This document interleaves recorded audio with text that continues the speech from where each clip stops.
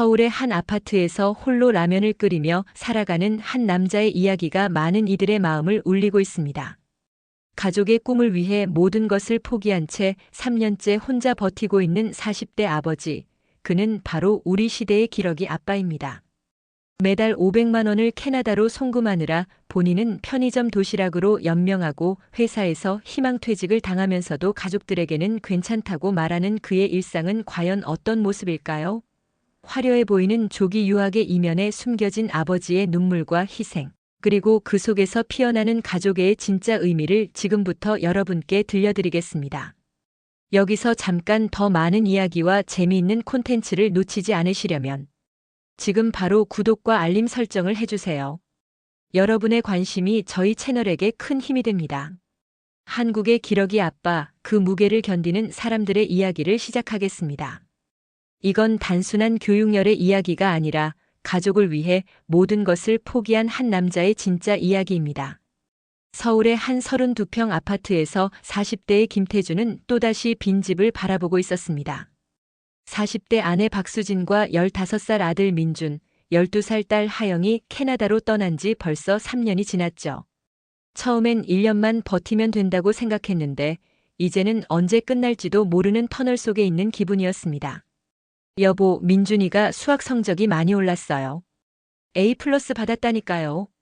새벽 2시 캐나다 시간으로는 오후 1시쯤 되었을 때 받은 아내의 전화였습니다.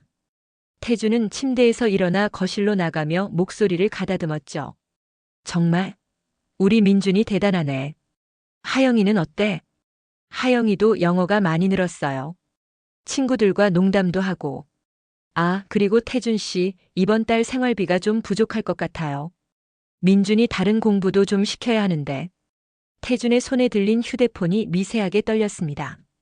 이번 달에만 벌써 500만 원을 보냈는데 또 돈이 부족하다는 얘기였죠. 하지만 그는 아무 말도 하지 않았습니다. 얼마나 필요해? 300만 원 정도만. 미안해요, 당신. 전화를 끊고 태주는 통장을 확인했습니다. 잔고는 400만 원 정도.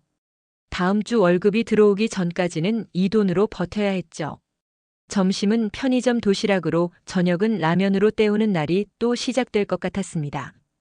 다음 날 아침 태주는 평소처럼 지하철 2호선을 타고 회사로 향했습니다. 출근 시간 1시간 반이 그에게는 하루 중 가장 평화로운 시간이었죠. 이 시간만큼은 아무것도 생각하지 않을 수 있었으니까요. 태준 씨, 오늘 회식 있는 거 알죠?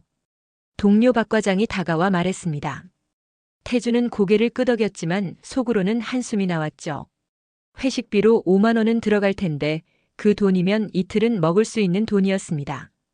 아, 죄송한데 오늘은 좀 일찍 가봐야 할 것 같아요.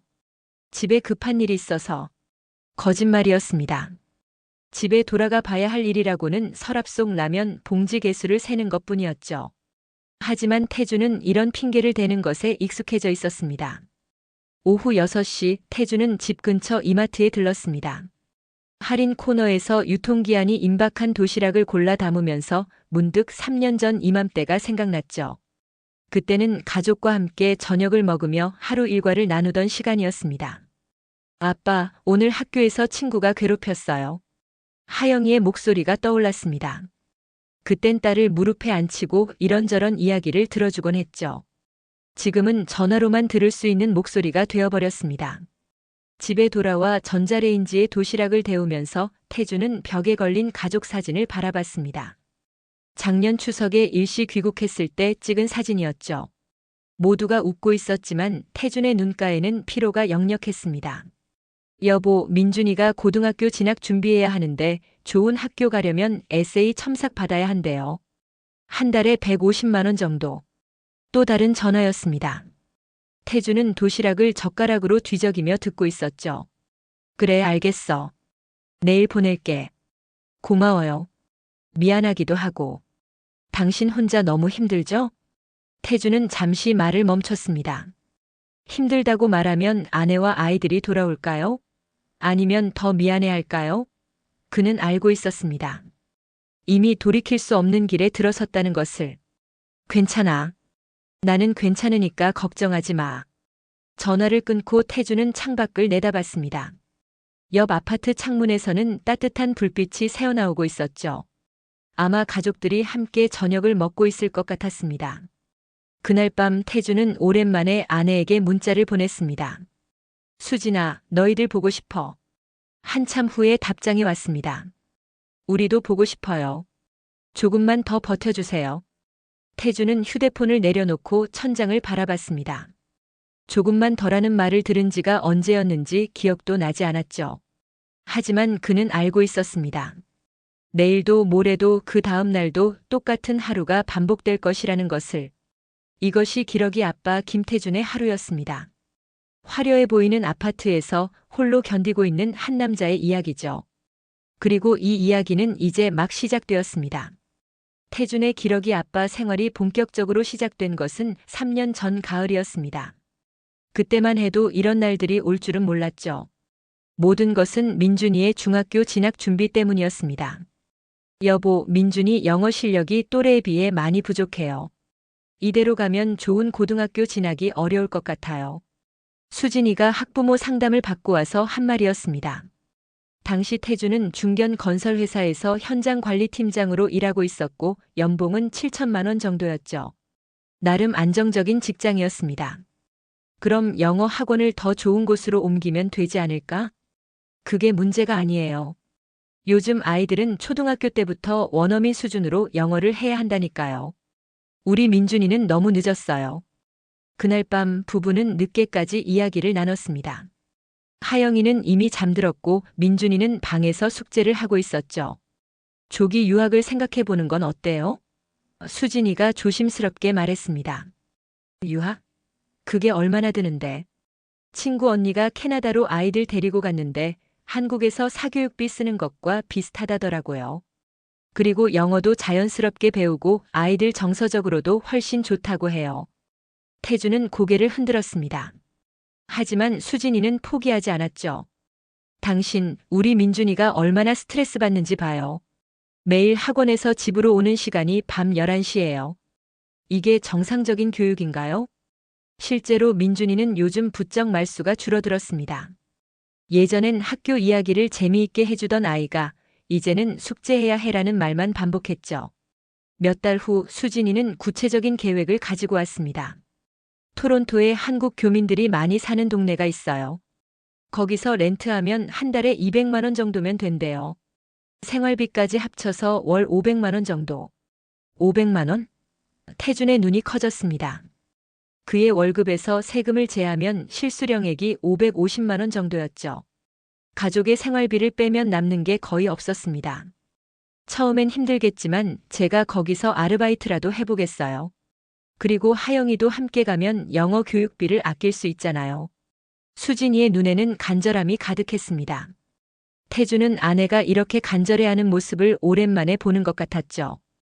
그럼 나는 혼자 여기서 1년만요. 1년만 해보다가 안 되면 돌아오겠어요. 결국 태주는 고개를 끄덕였습니다. 가족의 미래를 위해서라면 1년 정도는 버틸 수 있을 것 같았죠. 하지만 그때는 몰랐습니다. 1년이 3년이 되고 3년이 언제 끝날지 모르는 시간이 될 줄은. 이사 준비는 생각보다 복잡했습니다. 비자 준비부터 시작해서 아이들 학교 알아보기, 집 구하기까지.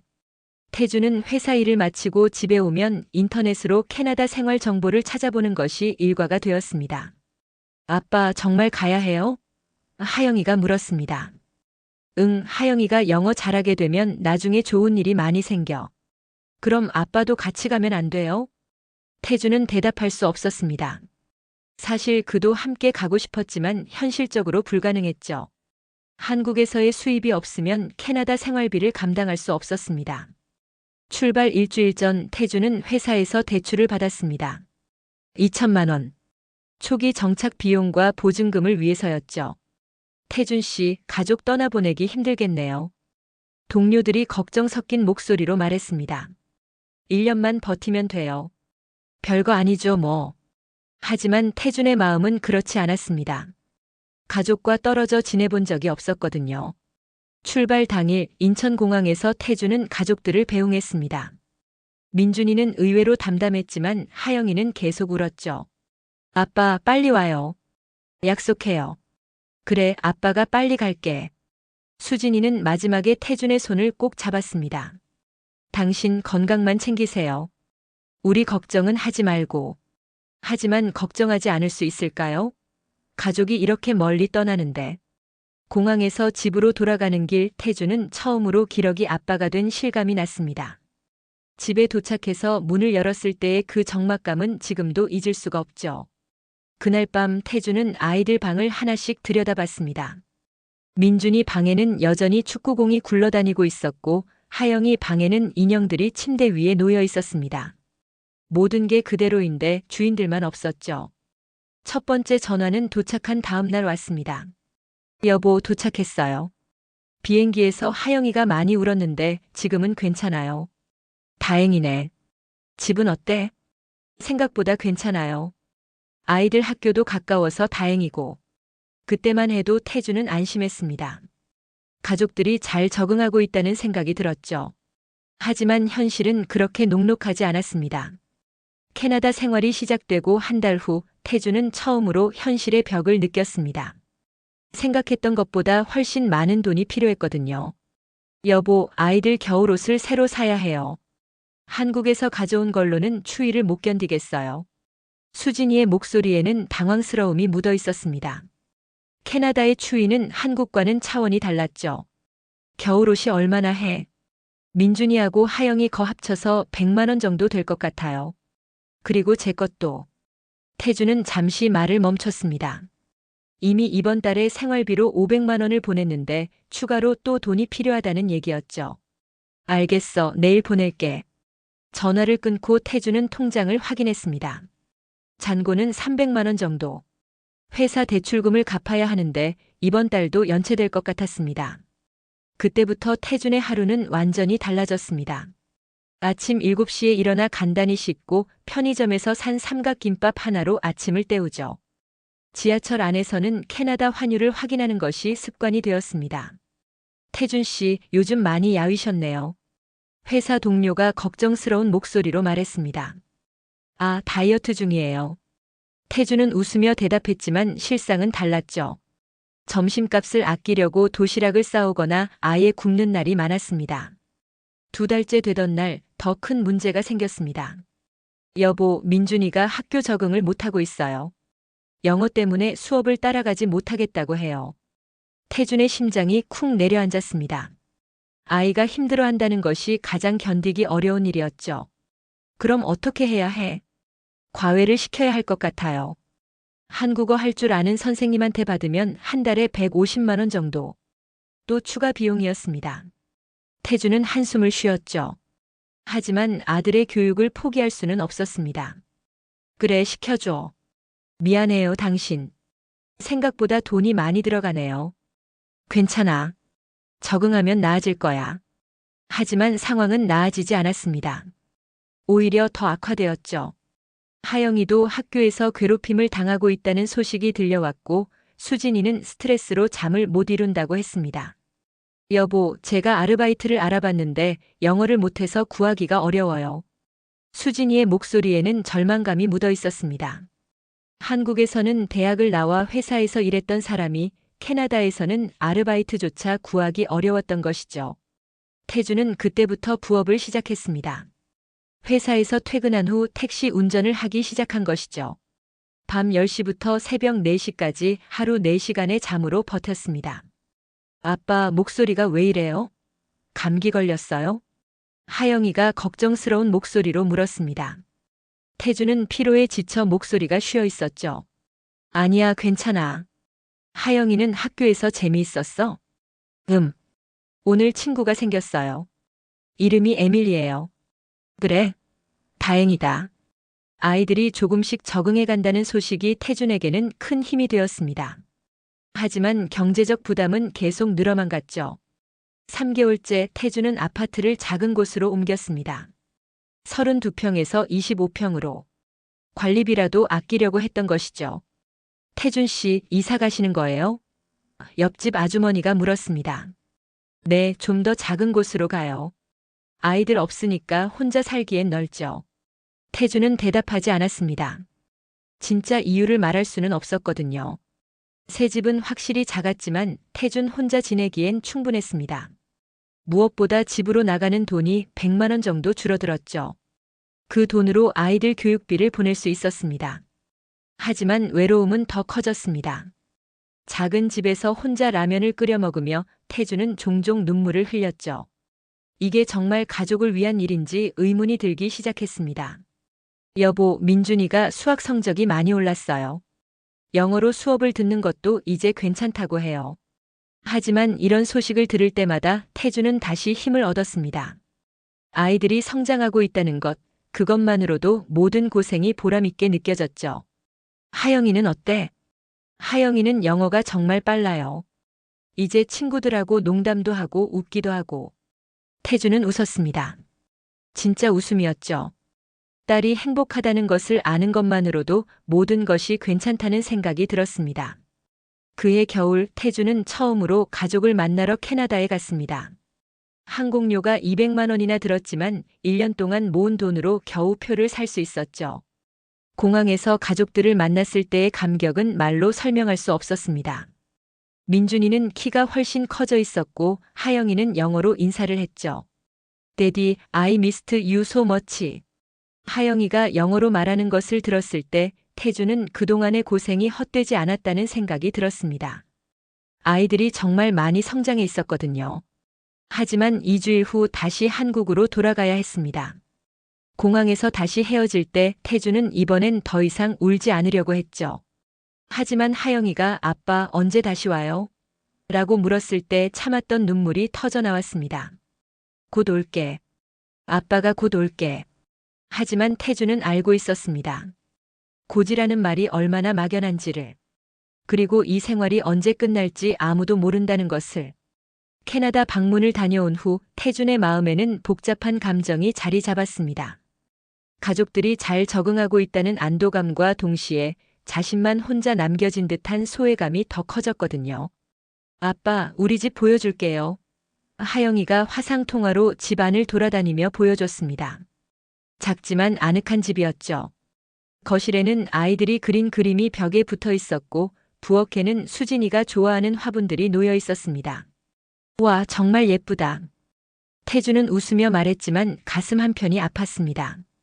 자신이 없는 공간에서 가족들이 새로운 생활을 꾸려나가고 있다는 현실이 때로는 견디기 어려웠거든요. 시간이 흘러 기러기 아빠 생활이 3년째 접어들 무렵 태준에게는 새로운 시련이 찾아왔습니다. 회사에서 구조조정 소식이 들려온 것이죠. 태준 씨, 팀장실로 좀 오세요. 부장의 표정이 심각했습니다. 태준은 이미 예감이 들었죠. 갑작스럽게 이런 얘기를 해서 죄송합니다. 하지만 회사 사정이 어려워서 희망퇴직을 받을 생각은 없으십니까? 태준의 머릿속이 하얘졌습니다. 지금 직장을 잃으면 가족들을 어떻게 부양할 수 있을까요? 시간을 좀 주시면 안 될까요? 일주일 정도 생각해 보시고 답변 주세요. 집으로 돌아가는 길에 태준은 아무 생각도 할 수 없었습니다. 지하철 안에서 멍하니 창밖을 바라보다가 문득 옆자리에 앉은 아버지와 딸이 눈에 들어왔죠. 아버지는 딸의 숙제를 도와주고 있었습니다. 아빠, 이 문제 어떻게 풀어요?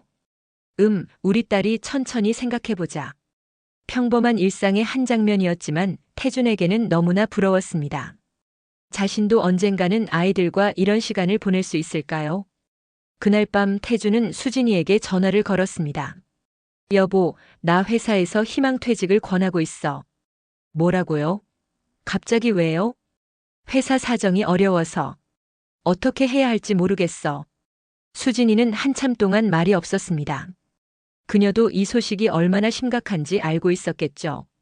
그럼 우리가 돌아가야 하는 건가요? 아니야, 절대 안 돼. 민준이가 이제 고등학교 진학을 앞두고 있는데. 태준은 단호하게 말했습니다. 아이들의 교육을 포기할 수는 없었거든요. 그럼 다른 회사를 알아봐야죠. 내 나이에 이직이 쉽겠어? 그리고 지금 같은 연봉을 받을 수 있을까? 현실적인 걱정들이 머릿속을 맴돌았습니다. 45세의 나이로 이직 시장에 뛰어든다는 것이 얼마나 어려운지 태준은 잘 알고 있었죠. 다음 날부터 태준은 이력서를 쓰기 시작했습니다. 오랜만에 써보는 이력서였죠. 자신의 경력을 정리하면서 지난 20년간 성실히 일해온 것들이 새삼스럽게 느껴졌습니다. 태준 씨, 정말 그만두시는 거예요? 동료들이 안타까워했습니다. 어쩔 수 없죠. 가족 때문에 계속 일해야 하는데. 결국 태준은 희망퇴직을 택했습니다. 퇴직금으로 5천만 원을 받을 수 있었지만 이 돈으로 얼마나 버틸 수 있을지는 미지수였죠. 새로운 직장을 찾기 위해 면접을 보러 다니는 동안 태준은 현실의 벽을 다시 한번 실감했습니다. 젊은 지원자들과 경쟁해야 했고 연봉도 예전보다 많이 줄어들었죠. 가족을 부양해야 하는 상황이라 야근도 괜찮고 출장도 가능합니다. 면접에서 태준은 이런 말을 했습니다. 하지만 면접관들의 표정은 그리 밝지 않았죠. 2달 후 태준은 겨우 새로운 직장을 구했습니다. 중소기업이었고 연봉은 예전의 3분의 2 정도였죠. 하지만 선택의 여지가 없었습니다. 여보, 새 직장 구했어. 정말요? 다행이에요. 연봉은 어때요? 좀 줄어들었어. 하지만 괜찮아. 태준은 구체적인 금액을 말하지 않았습니다. 수진이가 걱정할까 봐서였죠. 새로운 직장에서의 생활은 예상보다 훨씬 힘들었습니다. 나이가 가장 많은 신입사원이라는 것이 부담스러웠고 젊은 동료들과 어울리기도 쉽지 않았죠. 김 대리님, 이 업무 내일까지 마무리해 주세요. 과장의 말에 태준은 네, 알겠습니다라고 대답했지만 속으로는 한숨이 나왔습니다. 야근이 일상이 되었고 집에 들어가는 시간은 더 늦어졌죠. 그런 와중에도 캐나다에서는 좋은 소식이 들려왔습니다. 아빠, 저 학교에서 수학 경시대회 1등 했어요. 민준이의 목소리에는 자신감이 넘쳤습니다. 예전에는 수학을 어려워했던 아이가 이제는 상을 받을 정도가 되었죠. 우리 민준이 정말 대단하다. 아빠가 자랑스러워. 그리고 아빠, 저 고등학교 지원할 건데 좋은 학교로 갈 수 있을 것 같아요. 태준은 가슴이 벅차올랐습니다. 그동안의 고생이 헛되지 않았다는 생각이 들었거든요. 하영이도 요즘 어때? 하영이는 학교에서 인기가 많아요. 친구들이 한국 문화에 관심이 많아서 하영이가 한국어도 가르쳐주고 있어요. 아이들이 이렇게 잘 자라주는 것만으로도 태준은 감사했습니다. 경제적으로는 더 어려워졌지만 가족의 꿈이 조금씩 현실이 되어가는 것을 보는 것은 큰 보람이었죠. 어느 날 저녁 태준은 오랜만에 가족들과 긴 시간 화상통화를 했습니다. 여보, 당신 많이 야위었네요. 밥은 제대로 챙겨 먹어요? 응, 걱정하지 마. 나는 괜찮아. 아빠, 언제 또 올 거예요? 하영이가 물었습니다. 조금 더 기다려야 할 것 같아. 아빠가 새 직장에 적응해야 해서. 아이들의 표정이 조금 아쉬워 보였지만 이해한다는 듯 고개를 끄덕였습니다. 통화를 마치고 태준은 창밖을 바라봤습니다. 어느새 봄이 오고 있었죠. 3년이라는 시간이 흘렀지만 기러기 아빠의 삶은 여전히 현재 진행형이었습니다. 하지만 태준은 포기하지 않았습니다. 가족의 꿈을 위해서라면 더 견딜 수 있을 것 같았거든요. 그리고 언젠가는 다시 가족과 함께 살 수 있는 날이 올 것이라고 믿었습니다. 조금만 더. 태준은 혼잣말을 했습니다. 그리고 내일 또 시작될 하루를 위해 잠자리에 들었죠. 이것이 현재를 살아가는 기러기 아빠들의 진짜 이야기입니다. 화려해 보이는 조기 유학의 이면에는 이렇게 묵묵히 견뎌내는 아버지들이 있었던 것이죠.